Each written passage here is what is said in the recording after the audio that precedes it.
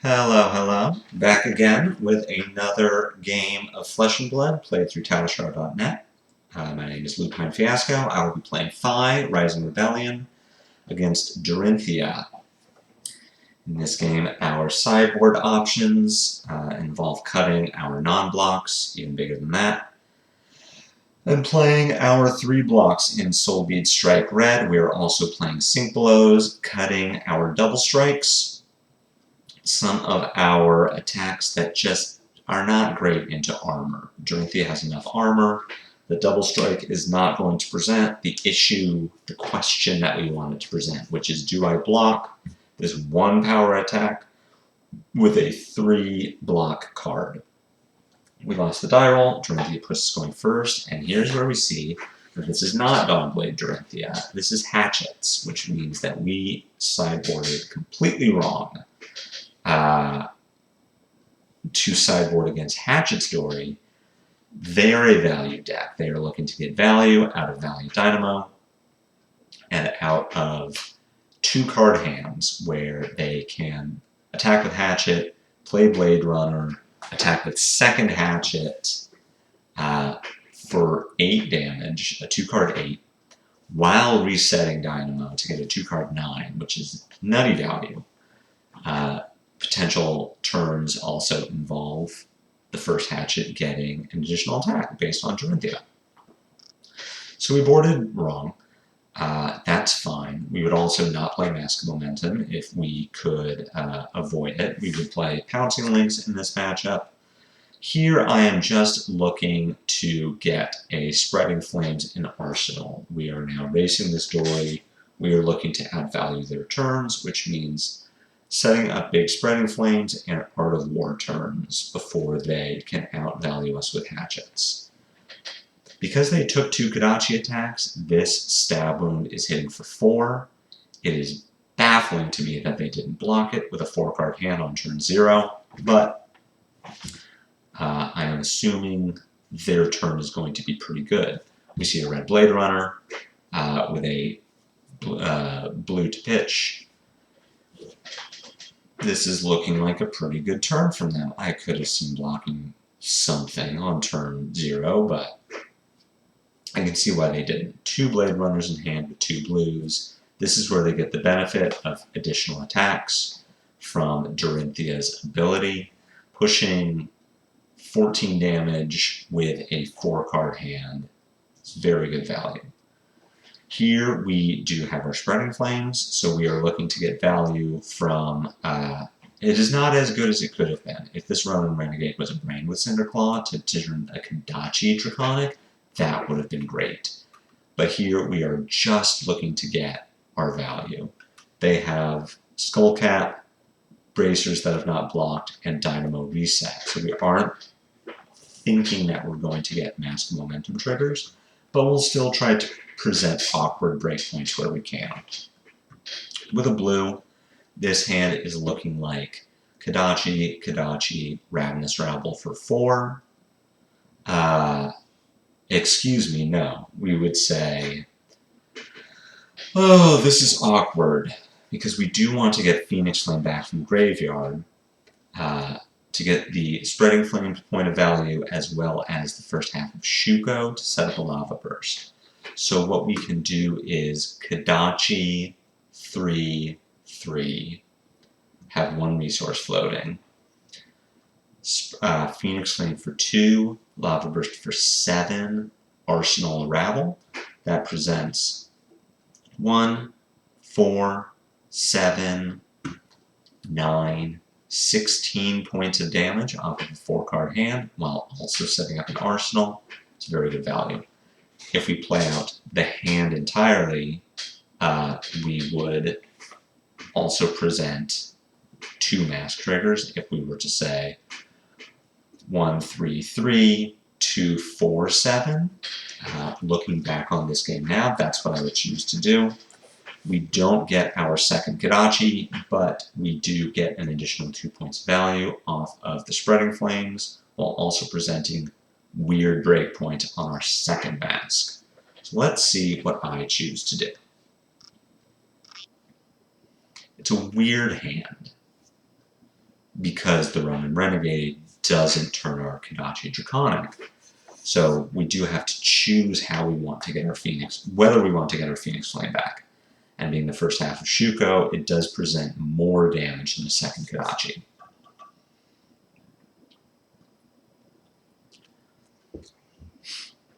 I'm surprised that our opponent is not getting Dynamo value where they can. As I recall, this is going to be a theme throughout this game. Our opponent making strange choices with their Dynamo.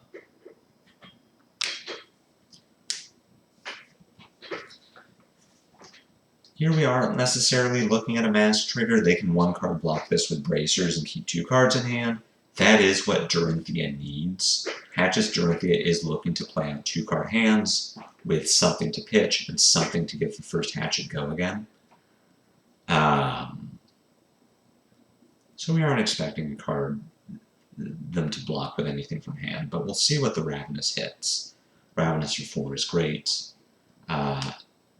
This could be a card from hand with Dynamo. The great thing about this turn is the life total, which says our opponent cannot block with Skullcap here.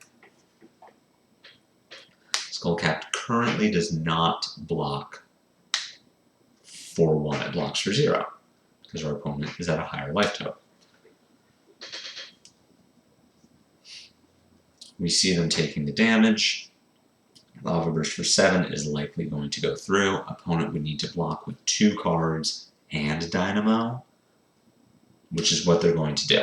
So, what this says is, we didn't get the mass trigger, but our opponent doesn't have Dynamo, which means that Kodachi values have gone up.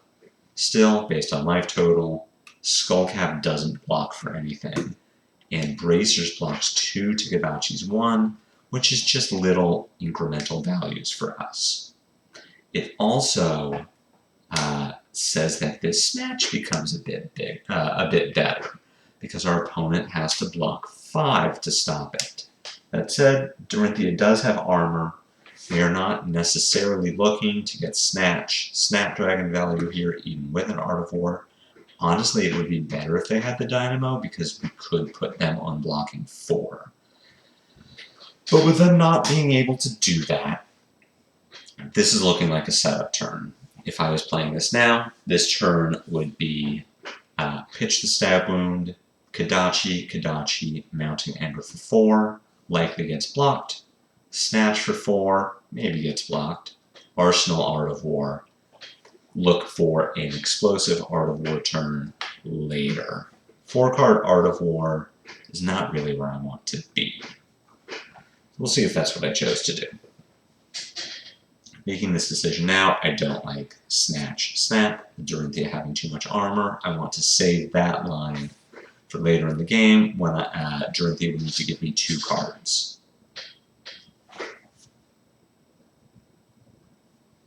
Open with a Kodachi.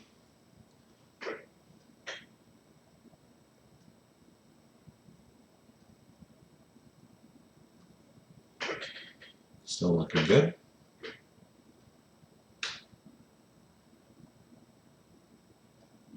So we're taking the standard line. We're just setting up here.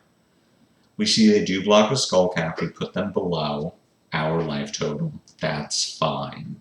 Opponent is being very conservative with their Brave Forge Bracers, which is problematic for us down the line. But like I said, Dorinthea has so much armor that no matter how you build your deck, no matter how you sequence, the armor is going to present an issue at some point, sometime. If this Snatch hits, that's great. Opponent takes damage, and we get a choice of what goes in our arsenal. We aren't looking to Snapdragons here. We want to keep the Art of War.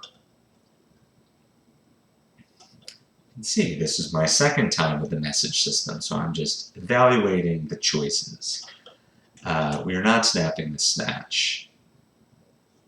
In general, snapping blind Snatches is not a great idea unless your opponent is low enough that you could draw a head jab that strips their hand or presents an issue in some way. Drawing an all-red hand with an Art of War is not ideal. Taking away what our opponent might do here, the best way, I think, to play this hand is to look at bottoming one of these. Unfortunately, that means that E-Strike would either be 5 with Go again, or we would have to snap something here. There is a line for E-Strike, bottom snatch, snap the E-Strike, maybe we draw a blue, or another zero-cost attack. Here we are likely not blocking because we are winning this race. And because the Quicksilver exists, and we don't want to give Hatchet Story reprise.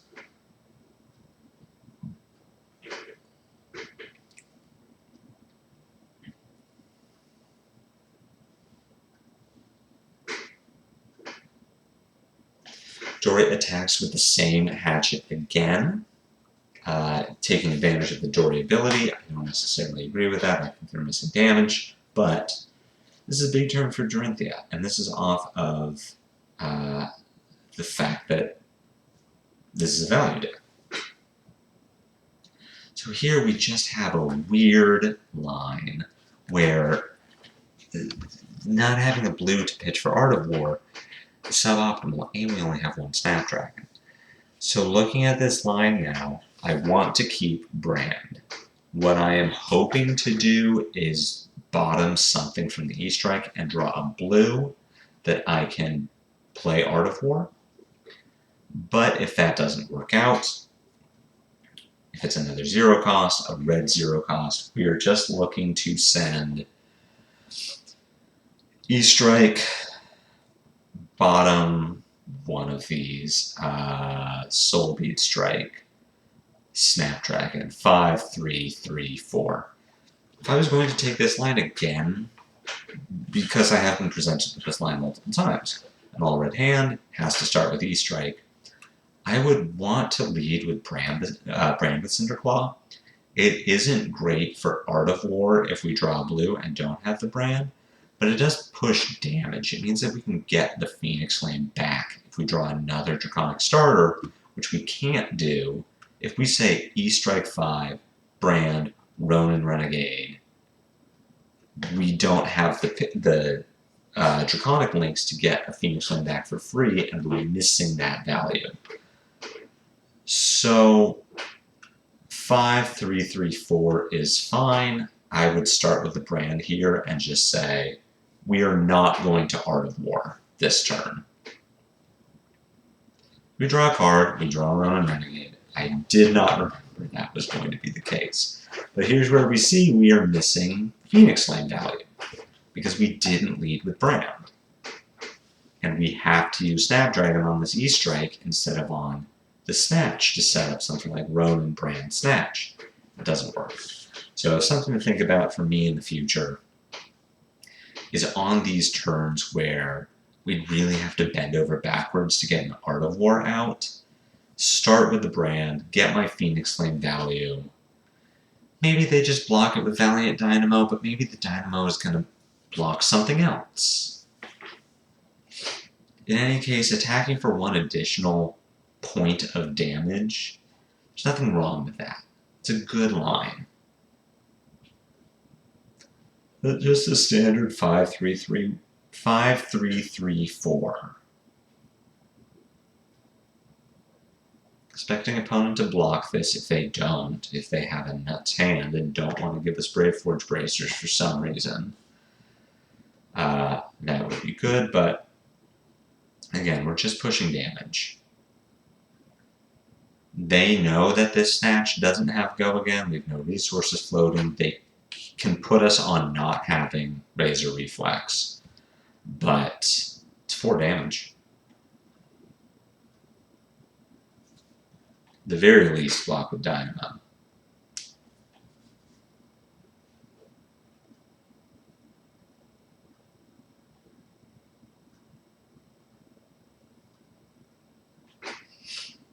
Take 3, we'll draw something.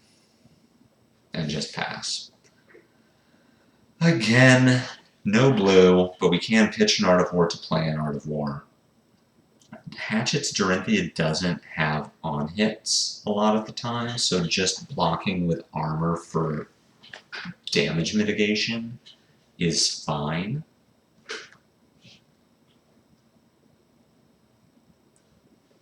Opponent doesn't have floating resources, so this card from their hand is going to Arsenal. Whoa, don't get ahead of yourself, buddy. Let me evaluate the turn. We're looking to pitch Art of War to play an Art of War, and I am not looking to be... At this point, if I'm playing this turn now, I'm not looking to be tricksy with mask triggers. I'm looking to push damage. Regardless of how this gets blocked, I'm going... Well, if they block 4, I wouldn't play Art of War. But if they block 3, I'm playing Art of War here. I just want to push damage. We're at that part of the game where I want to strip cards from Dory's hand. I want to chip damage where I can and get them into a position where I can throw 5 points of armor in front of something and then crack back with a big hand. I'm banishing Ravenous Rabble with the Art of War because I'll take the sure thing, keeping a 3-power Lava Fane loyalty compared to what could be a 2-power Ravenous Rabble.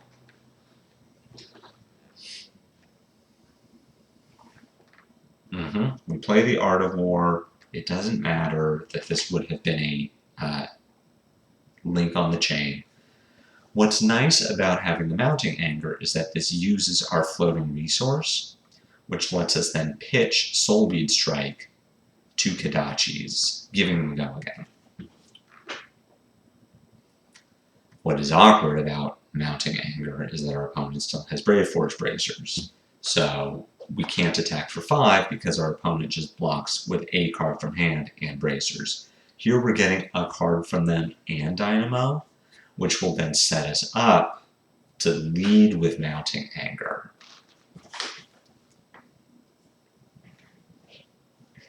Which, if that gets blocked by a card from hand and Bracers, we have the Draconic Links to pick up our Phoenix Flame, which lets us Kodachi Phoenix Flame for the mask trigger.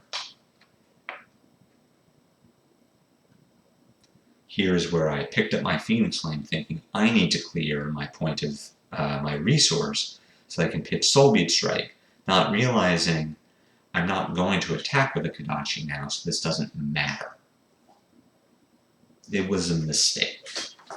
That was a misplay on my part. But we play the Mounting Anger.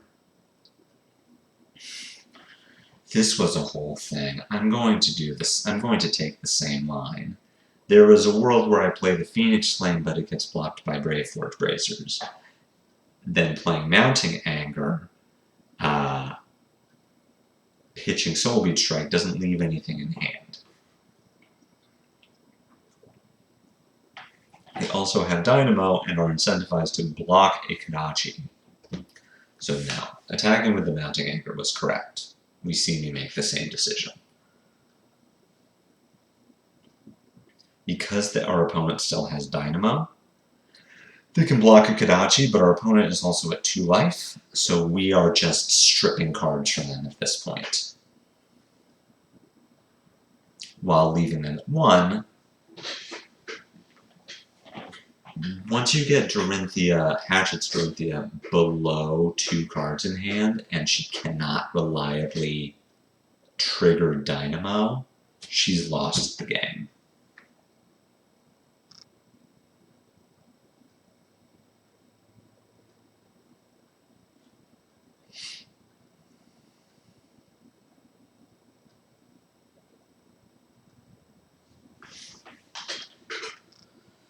I remember this opponent being particularly slow. There could have also been some lag on the server. This is a moment where I see them not block with Dynamo and think, but why? That's just missed value. And they block with Dynamo, but they're also dead, so they have to block with something else. I found that a weird choice in the moment, and I don't think it mattered in the ultimate outcome of this game, but it was strange. So Dorinthea keeps 2 cards in hand with 1 card in the arsenal. They can do something big here, but they're also at 1. We can block with equipment.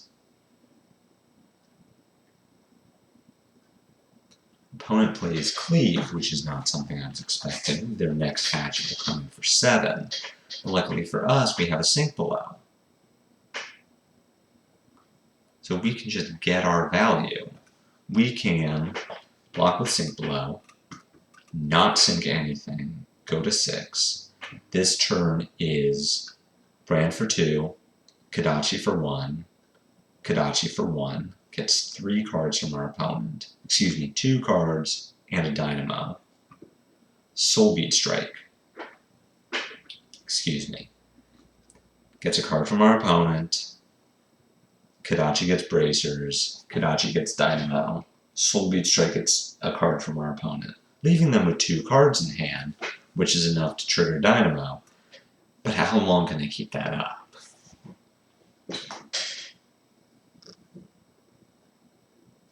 There is also a line, and I believe it's the line that I take. Don't quote me on it.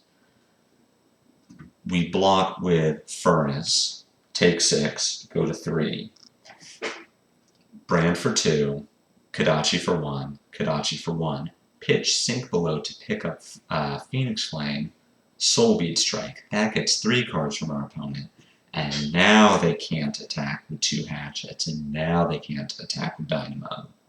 So if I'm making this decision now, I'm not blocking with Sink Below. I'm blocking with Furnace to get my value, go to 3.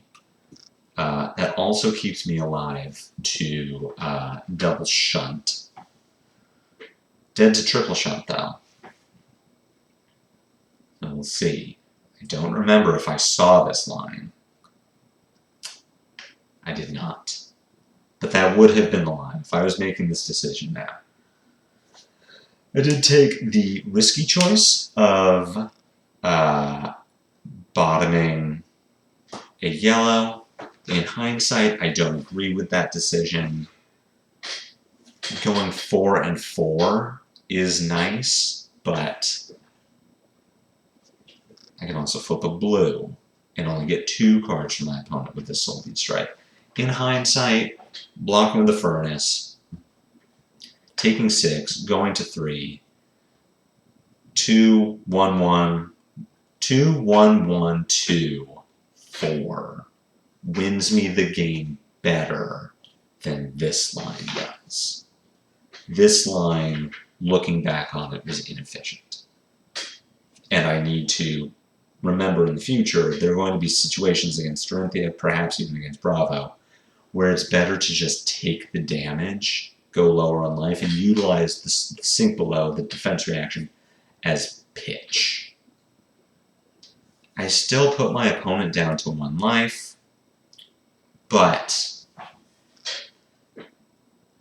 I could have taken them on 0 cards. Just really reduce the chance that something happens. So if I was to do that line over again, I would change, but still, I won the game.